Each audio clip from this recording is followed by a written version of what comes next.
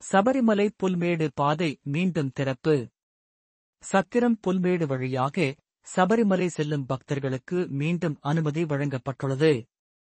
சமீபத்தில் கனமழையுடன் கூடிய பனிப்பொழிவு காரணமாக வனவிலங்குகளின் நடமாட்டம் அதிகரித்தது. பக்தர்களின் பாதுகாப்பிற்காக இந்த பாதை தற்காலிகமாக மூடப்பட்டது. இடுக்கி மாவட்ட ஆட்சியர் வெளியிட்ட உத்தரவைத் தொடர்ந்து சபரிமலை செல்லும் இந்த பாரம்பரிய பாதை டிசம்பர் 2ஆம் தேதி மூடப்பட்டது.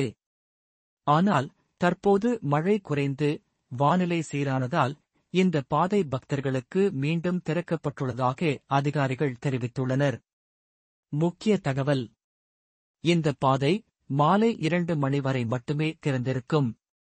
பக்தர்கள் அனைவரும் பாதுகாப்பாக யாத்திரை மேற்கொள்ள வேண்டுமென வனத்துறையும் மாவட்ட நிர்வாகமும் கேட்டுக் கொண்டுள்ளது. சபரிமலை யாத்திரை இந்த ஆண்டு மேலும் சிறப்பாக அமைவதற்கு வாழ்த்துக்கள்.